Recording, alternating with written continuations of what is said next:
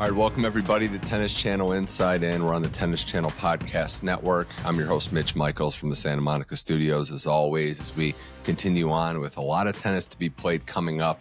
Joined now by one of the pillars in the game and the coaching community. Our guest on this week's show has spent over 50 years, hard to believe, in pro tennis. He was a player that got up to number 6 in his playing career. 16 titles, a couple major semifinals, but then he made arguably his biggest mark in the coaching circle, coaching some legends of the game and champions, Hall of Famers like Jim Courier, Pete Sampras, Roger Federer. Joining us now, calling in from Palm Springs here, it's Jose Higueras, the recipient of the 2023 Tim Gullickson Coaching Award with the ATP as well. Jose, welcome to the show. I'm excited to talk to you. Thank you, Mitch. I'm glad to be here. Well, there's a lot to get to in your illustrious career and a lot of, the accolades that you've had and everything that's went down in your career. But I'll start with this question because you made your mark not just as a coach, but as a player. So I have to ask, is it strange or was it at all strange now looking back as you have put the years and put the miles on that you're reviewed and you're viewed largely as a coach versus a player? Because you had this great playing career. But now when people think about you and your impact on the game, is it strange that they think of you as a coach? Well, not really, just because we are all getting older, so a lot of the young kids never saw me play, but a lot of these kids have seen me coach. So I think it's just a natural progression of time passing by, but I have no issue with anything. I think it's just nice to be known as a tennis person, which is what I am.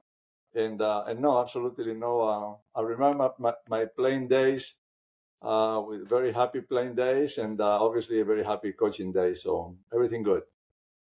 Was there a transition for you? And we'll get to the career, but you played and you jumped right into coaching. Was there a transition where you kind of saw yourself become a coach or, because a lot of people hang on to it and it's tough. There's nothing like being a player, being in the locker room.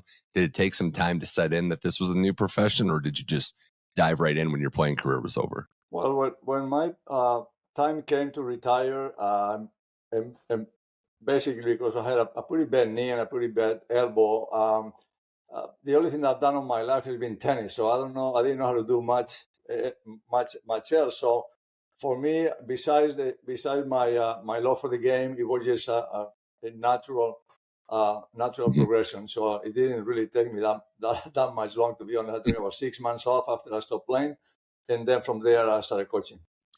So you growing up in Spain, and now we look at Spain differently in the current day than maybe what it was, given a lot of tradition. You were part of an era that kind of ushered that in.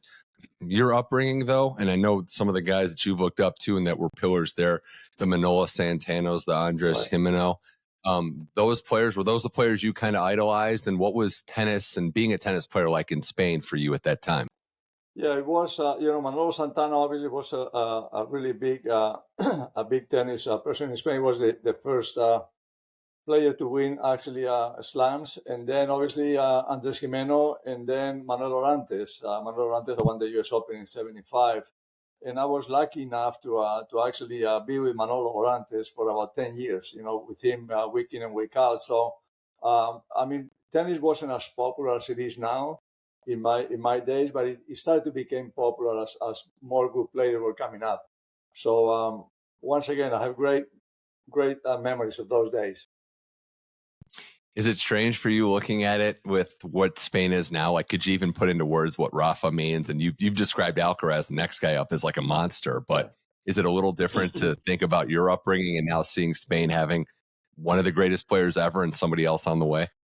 Yes, it has changed a lot. I thought maybe I was a pretty good player in Spain until all these guys started to come up. Not only the Rafas, but the Juan Carlos Ferrero, the Carlos Moya, the Carlos Albert Costa. There's so many great players that came up in the last 20 years. So it makes me real happy to see so many Spanish guys up there, and especially having somebody like Rafa, which has been not only a great tennis player, but I believe he had a great positive impact on the whole game, on the game as a whole.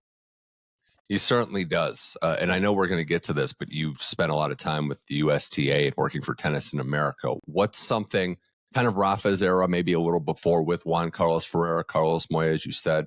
What's something that you saw that Spanish tennis was getting right and that you maybe tried to emulate here when you were working with the Americans? Well, basically, they were pretty organized. That's the one thing I saw, which also it came a little bit with playing on clay all the time. And as time went on, the surfaces became pretty equal speed-wise. So in my playing days, Wimbledon and the French Open were totally two different worlds. The French Open was very, very slow, and Wimbledon was very, very fast with the grass court not in very good shape. So that kind of equalized the speed of the game, and consequently also equalized somehow the style of play. And I think Spain at the time, and not only Spain but also in South America, we were a step ahead because that's how we grew up playing on clay, and Yeah. the surface kind of fit us a little better. Yeah, it's well said, and we've seen surface changes in the current day in tennis. Tennis is constantly evolving. You know, your career, and I wanted to get to that because everyone knows you as this coach, but you made those back-to-back French semifinals. You had some, 16 titles, as I mentioned. But what were some of the challenges that you faced? And how were you able to succeed as a player, given the time frame you are, given some of the outstanding talent you had to go up against? Where did you, focus your efforts, and how did you succeed?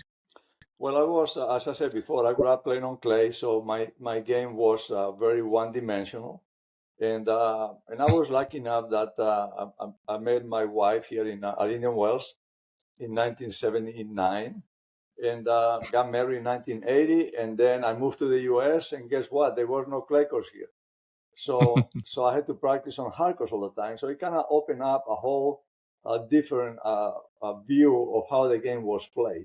I actually started to understand what to do and how the surface was going to help me, and I think that that has helped me a lot on my coaching through my career. Kind of understand what the surface can do for you, and what can you help yourself when you play in different surfaces. So that was a big thing for me. I think I landed in the right spot for my tennis career, and actually I played my best tennis after that when I was between 29 and 32 or 33. Yeah, it's a good shout out too. You get married and then you start to play a little better after Yeah. that, and then you haven't left Indian Wells. No, You're no. still in Palm Springs. But that's kind of unique too. I mean, we saw there's some outliers, right, with Connors at the U.S. Open. Nowadays, we're seeing players last longer, but in your era, it was, and I guess maybe you can expand on that. Why was it that like 30 was this like death sentence? Like, oh, that's it. He's an old player, but you and some other players were able to extend their careers. Well, I think obviously everything has advanced a lot. I think players, they are, physically they're able to take out their bodies a lot better. They know a lot more than we did in my time.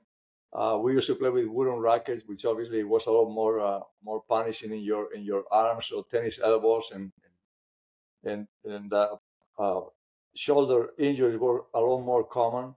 But in general, I think the players, they eat better, they train better, they're better coach. So I think that's a big part of it. But really, the biggest part of all, I think, is how much you love to play, and I think we see that in some of the in a lot of guys, and not only the big three, but you have Andy Murray, still he still wants to play. You have Wawrinka, a lot of these guys. So I would think it has to do a lot with how much you love to play, and I would think some of these guys will play. They are going to play as long as they can because that's what they love to do. Yeah, they love what they do. The money doesn't hurt either at this level, but you're right. You have to be tested. Yeah, there is only so many times you can eat a day, so I don't know how much money you need after you have enough. But I would think that the drive Yeah. is a little more with these guys than just money. Oh yeah, absolutely. There, you retire in '86, and I just want to set the stage for the people out there listening. You get involved in coaching. You're working with Michael Chang when he wins the French Open in '89, so it's not that far away. How did you get your foot in the door coaching, and not just coaching, Jose, but at that high level? How did you start to that process of working with some top players? Well, I started my first client, if you want to call it client, as a coach was Mary Jo Fernandez.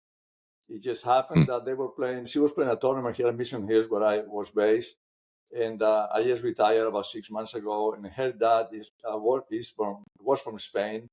So we started talking, and blah, blah, blah, and he asked me what I thought. And I said, well, he's the ball well, but he probably can play better, blah, blah, blah. So that was my first interaction with coaching. I worked with Mary Jo for 2 years.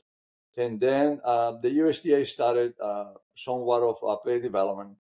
And I was contacted, and I started to do some work with them as an independent contractor. So I I gave them like 25 weeks a year.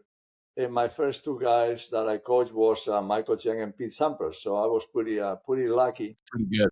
Pretty That's pretty pretty lucky. good. They weren't good at the time, but Yeah. definitely the material was there, and I didn't have to do that much for these guys to do that well. So once again, I was lucky to start, and then hopefully help them along the way. Timing is everything, right? I mean, you get to work in America and you put all the work in and had to develop these players. But when you look back at it, think about the timing of your life, Jose. You're here, you're looking to get into coaching, you're in America, and you stumble into, still obviously put the work in, but you stumble into the greatest generation that maybe American Yes. tennis has seen. So the timing was pretty crazy. But, having to be here and be prepared for that moment definitely propelled you for success. It does, and the way I value coaches, I mean, obviously there are so many great coaches out there that never have they're never on TV, but the public in general, they know more, the coaches that are on TV. So I think the way I like to measure a coach is the coach that gets the best out of the player, and the best out of the player, obviously, it differentiates depending on the talent of the player. So if I'm working with somebody and I get the best out of him or her, and they end up 150 in the world, to me, it's a success. And that's how I always view my coaching. It's about making the players better. But obviously, if you don't have the talent, they can only go so far.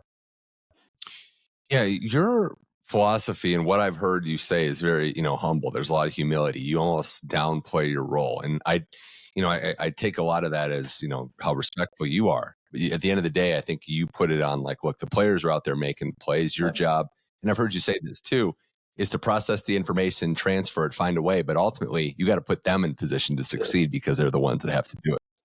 Well, you show me a coach that thinks that he's that good, and I'll give him a player, and I'll show him he's not that good. So once again, because I just don't measure the coaching by ultimate, but by how high the player gets. I measure by how, if you can get the best out of the player, I think you've done a great job, and that's always how I look at it.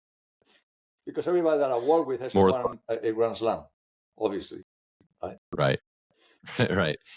More with Jose Higueras here on Tennis Channel Inside. And one of the other players you got to work with in that American boom was Jim Courier. He's spoken glowingly of you. I see him around here every now and again. And, he's been on record saying you're the one that taught him how to play tennis and not just hit the ball. Before he was a multi-time major champion and a Hall of Famer, what did you see about Courier and the potential there? Because he came through that Bollettieri Academy, was not the prize student, but ended up becoming a world number one. What did you see about him from the early going? Well, when I met Jim, it was very clear to me that he will do whatever it took to get the best out of him, and that is the best thing that a coach can see in a player.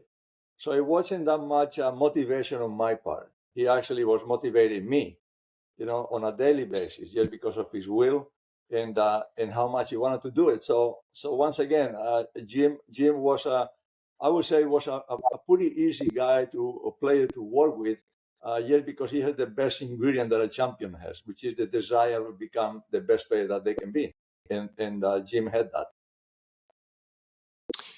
That legendary story, the story that kind of got you in the mainframe, was that 91 Roland Garros final where there was the rain delay against Agassi, and Courier credits you for telling him to back up on Agassi's serve.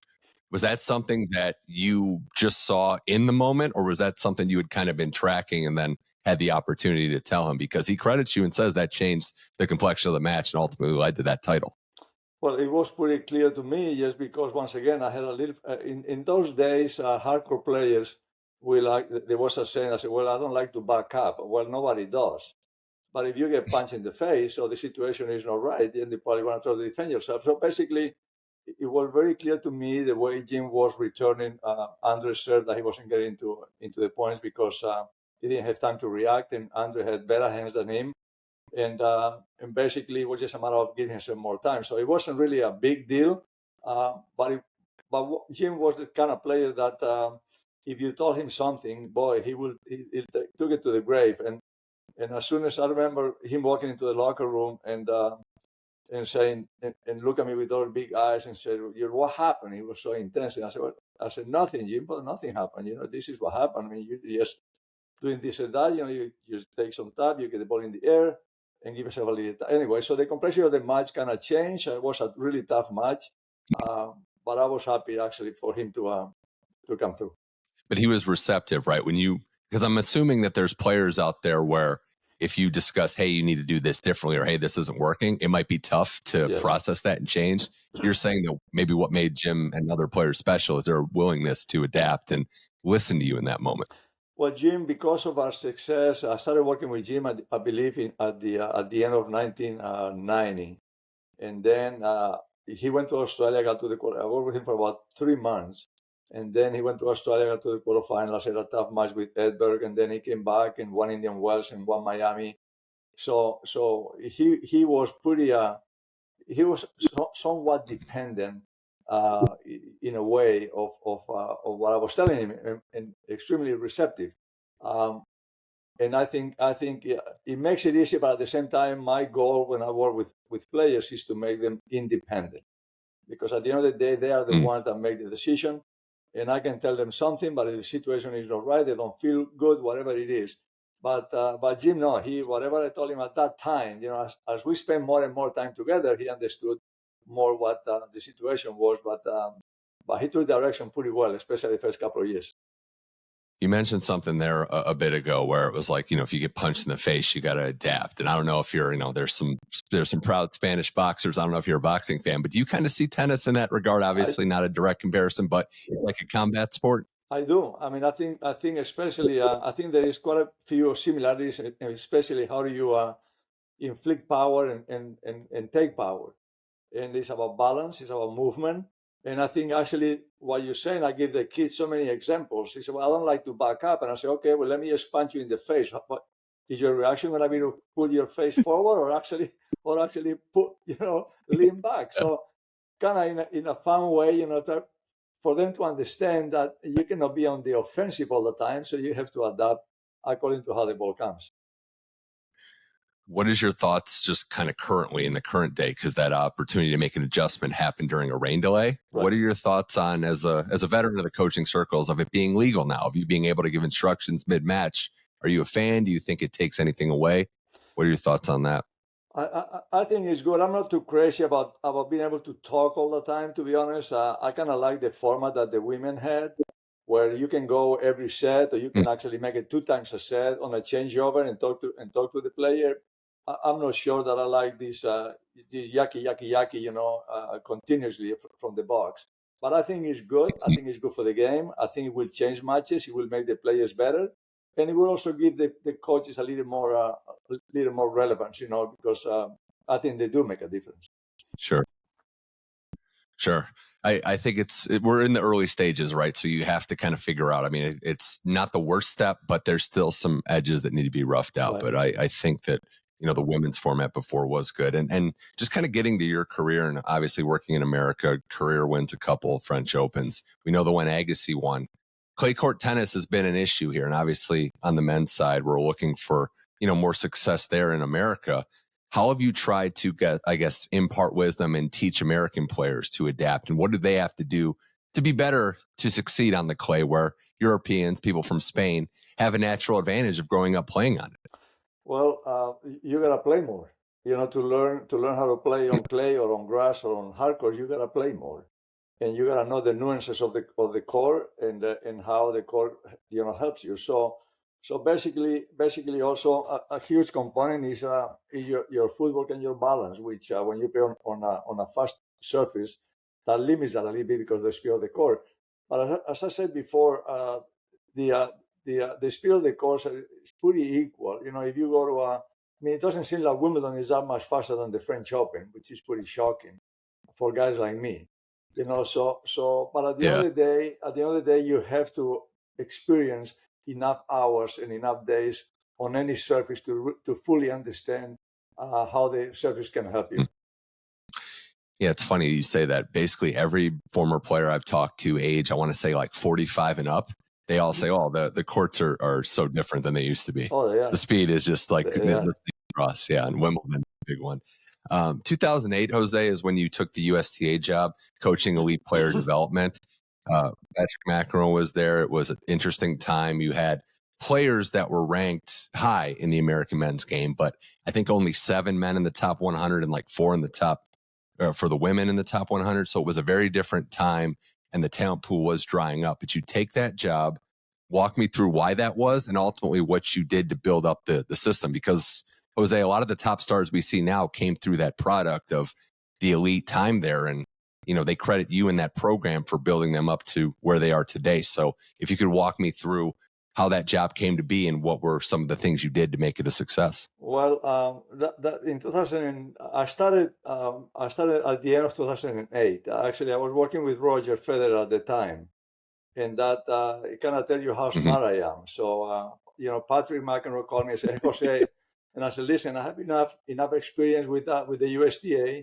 I don't want a full-time job because they change presidents every 2 years, and every 2 years somebody comes with a different idea.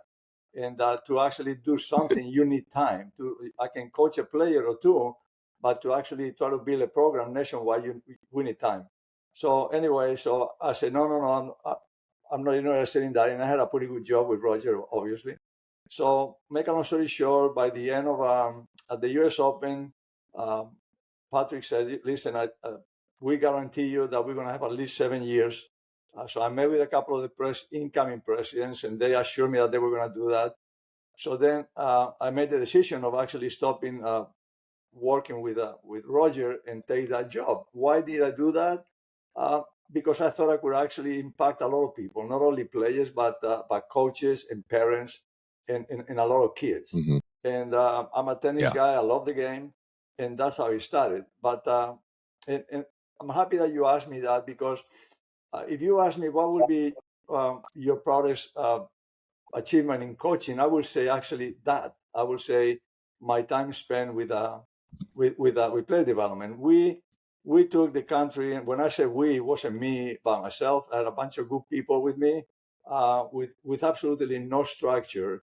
Put together a teaching and coaching philosophy that we took through the country, and we united the country. We united some of the most important aspects on how you teach, and then from there, if I tell you a stat, which is unbelievable, in 12 years, we had 22 Grand Slam junior Grand Slam champions in 12 years. If you look at you look 12 years before that, or 10 years before that, there were 2. And when you become one of the top players, junior players in the world, that's a pretty good sign that you're going to be a pretty good pro. So once again, the impact that we had around the country, it was unbelievable. And what really saddens me is that all that has been destroyed by new leadership. And that was always my fear, that a new president, a new board, they want to make their mark and they change things. So we lost half I'm not working with the USTA anymore, so I don't really, as you guys say, I don't have a dog in this fight. But I do have a dog in this fight because of the work that we put into. And it's sad to see how they are destroying that by cutting the budget in half and losing half of their coaches. Yeah. And it is because we know the commitment you made. I looked it up, and you said you traveled something like 2 million miles flying. I did. You're just everywhere. I went through, and once again, when I say I say we. Went through my first 3.5 years. I spent taking that teaching and coaching philosophy through every section. We did hundreds, if not thousands, of camps. We graduated almost 2,000 coaches on the high performance coaching program. So once again, for those people that don't know me, I love tennis, and tennis has been great to me and my family, and that I always thought was a good way to actually repay some of that debt. Yeah. I've got the chance to speak to some of those guys that were in that group, the guys in that group, Tiafoe, Paul, Opelka, Fritz. And they all say how, competitive it was, how Yes.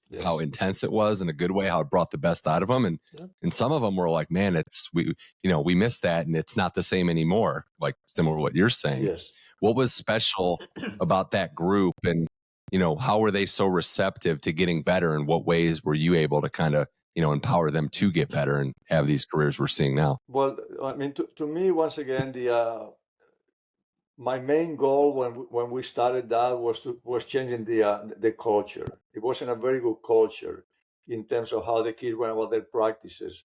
Uh, how the coaches went about their practices. So when you see a kid like Francis or Taylor or Tommy or Riley or any of these boys, uh, you can see that they like to play, but they needed a structure. They needed a structure, and they needed a program that they were going to follow on a daily basis, and those were the expectations. And that it wasn't easy. Believe me, it wasn't easy at the beginning. But as time went on, that kind of wrapped on more and more and more kids, and I think that's the reason that you see so many good little players coming up. Well, it's an interesting time for American men's tennis. There's some players that are coming up. We're trying to end that Grand Slam drought, so we'll see if it happens. Right. But you did mention something else too. You worked with Roger Federer in 2008. Yes. Right. 2008 was an interesting year for him for a lot of reasons. Yes. Had the heartbreak at Wimbledon, does win the U.S. Open. Before we get into some of the specifics, I just had the question: what did you learn from working with this guy who was at the peak of his powers, 27, 26 around that time? But what did you learn from Federer as a coach? Well, the one thing I learned when I work with a player of that caliber, which I had that many, is that they know a lot. They may actually know more than me. So I gotta be pretty careful with what I say.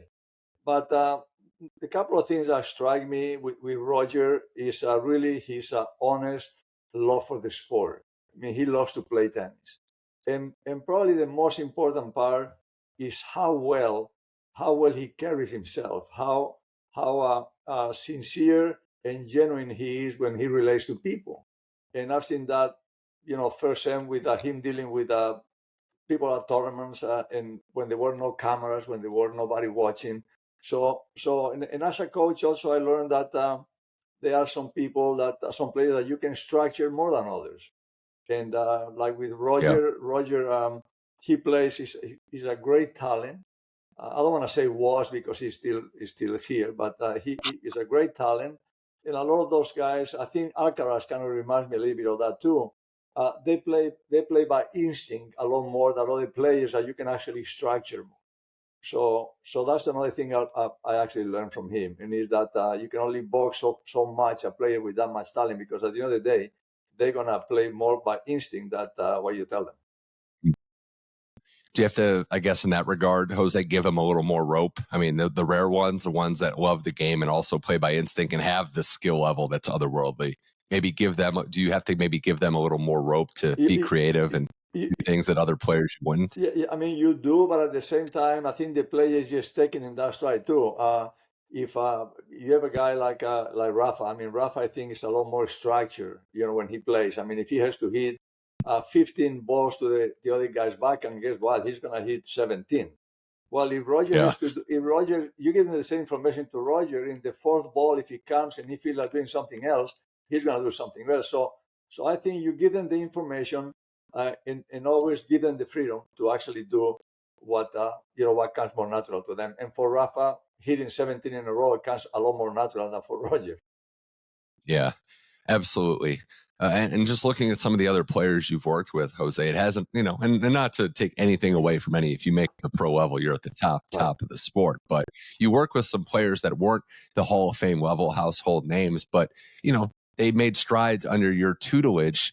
In a way, is that kind of as or more fulfilling, working with some of these players that, they make improvements that we might not see on a national level, but you're still getting the best out of them? Is that in a way as fulfilling or more as a coach? Absolutely. I mean, my biggest nightmare when I was coaching was, my only goal when I was coaching was that the player got better. Now, getting better didn't assure me he was going to win a Grand Slam title, but that was my biggest thing: is this guy or girl getting better?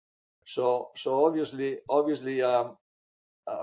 I think as time goes by, I mean, believe it or not, I lost quite a few nights of sleep because I couldn't figure out some things that I thought this player could do better. So that was that's the way I always measure my coaching. It's not the results I can only control to a point, but I think if you do your daily work, everybody that you work with will get better. Couldn't agree more. More with Jose Higueras as we wrap up here on Tennis Channel Inside In. I just wanted to also finish up with some of the coaching philosophies. So if there's potential coaches out there listening, they can hear from an expert in the field. You have this process that I looked up on you. It's Right. a very simple state. You stress keeping it simple. Right. And the things I've looked up in researching you is you assemble info, you process it, and then you pass it on. It seems like it's basic, but you've probably seen some coaches that might just get too bogged down in the minutia and trying to be, Yes. I don't want to say geniuses, but too many steps. Sometimes it's just as simple as those things. Just assemble info and pass it on. Yes, I mean that's. I think tennis is complicated enough for me to try to complicate it more. So at the end of the day, I think if I can explain a player something in 2 words, believe me, I'm not going to use 3. I'm going to use 2, and if I can do it in 1, I use 1. And at the same time, with my information, I try for the player to be accountable for that information and make sure that the player understands the information, because you learn by understanding. If you don't understand the process, then it's tough to learn. So once again, I remember doing some coaches education thing, and I do a presentation, and then I can feel the coaches kind of looking at me and saying, "Jose, that's it. That's." And I said, "Well, I can get some flowers or put some music on, but this is what I do every day. Yeah. This is what I do every day. But I do it every day like it was the last day that I'm going to do it." So that's. But I like simple. I do. Yeah. And you can't beat reps at all, like practice reps. And you've been on record saying that practice has to be, harder in a lot of ways than the matches. Like there's a lot that can be said about studying film and trends, but at the end of the day, you can't beat hard reps in practice. I mean, it may be another way. I don't know another way, but if somebody does, I would love to hear it. And after saying that, also understand that different players are different, and different players to get what they need may need different amount of reps. But at the end of the day, you gotta spend your time on the practice court and make practices as tough as matches, which it never happens. It doesn't matter how much you ask for yourself. When you play a match, it's always a little different. But yes, that's you need to put the work. And one of the things too, just kind of put a bow on this part, is that you've stressed standards, and we know different players have different standards. If you're Novak Djokovic, you have a different level, but you demand standards out of the player. You demand standards out of yourself as a coach with each player you work with. Well, I gotta start by. I always said some non-negotiables that I call it, right? And there are some things that I do not negotiate. And if I don't have those, if I don't respect those non-negotiables, it will be unfair for me to ask the players to respect them. So I think there's gotta be an understanding on what everybody's obligations are, and then live by them. And I think once you do that, the relationship will grow, and the work is a lot more effective. The last thing on this note I wanted to mention before I moved on was that, there's only one winner every week. So there's this failure cloud that hangs over, and you're a coach that's stressed progress and not to be afraid of failure. How do you reinforce that message and translate that to players that, look, it's about progress. You can't be afraid of failure. Each week is a chance. Each day is a chance to get better. Don't worry about a loss in a specific match derailing you. Well, I never tell them not to worry about a loss, because you do. I mean, that's just human nature. But I'm a big fan of making the right decisions. If you make the right decisions, you can practice those decisions. You can lose a match, you can lose 2 matches, you can keep losing. But if you stick with that, if you understand what the process is and you actually make the right decisions, those right decisions are going to get better. The more you deviate from making the right decisions, you practice bad decisions, but they get better too, unfortunately. So for me, it's about you have a plan, a daily plan on practice, and you respect that. You know when you go to play a match, what you need to do, and you can obviously, depending on the day, deviate a little bit.